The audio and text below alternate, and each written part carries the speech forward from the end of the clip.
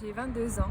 J'ai fait une licence LEA en langue étrangère appliquée. Ensuite, j'ai voulu faire un master, j'ai échoué dans mon entretien et c'était bénéf parce que grâce à ça, je suis partie en service volontaire européen en Norvège. Pas vraiment de raison particulière, en fait, j'ai toujours été attirée par les pays du Nord, Norvège, Suède, Finlande. L'opportunité s'est présentée en fait quand j'ai fait mes recherches et je me suis dit c'est parti qu'on y va.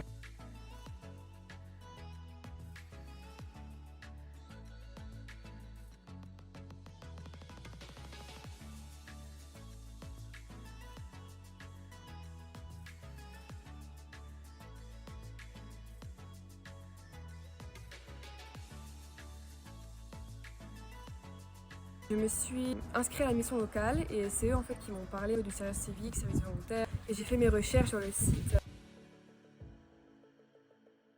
Et j'ai créé un compte, j'ai fait mes recherches selon les missions qui m'intéressaient. La Norvège, c'est celle qui m'a retenue. On a échangé ensemble par mail avec la responsable de cette mission et de cet organisme. Et puis on a fait un entretien en Skype. Après le courant est passé et voilà, elle m'a dit tout est bon, tu peux venir dès que le projet commence en fait.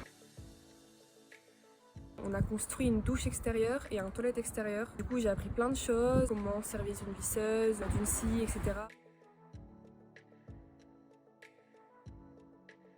On a fait aussi pas mal de travaux manuels, donc tout ce qui est peinture sur bois, beaucoup de choses créatives, des choses artistiques, etc.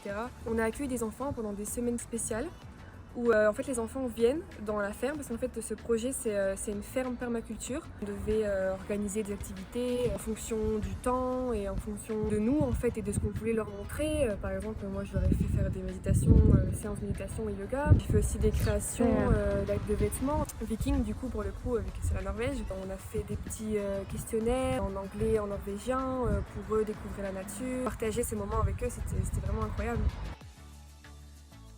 Alors oui, tous les semaines, tous les mercredis, on avait à peu près 2 heures de cours de norvégien.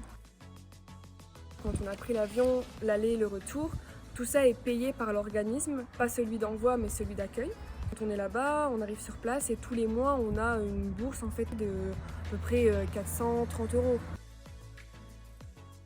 Après ce service volontaire européen, je me suis dit que je voulais reprendre mes études et faire un master dans le management interculturel. Du coup, septembre prochain, j'ai envie de repartir aussi à l'étranger, cette fois-ci en Amérique latine.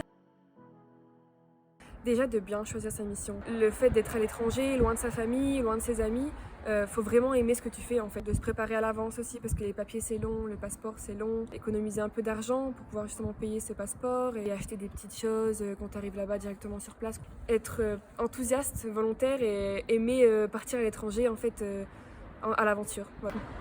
Merci Claire.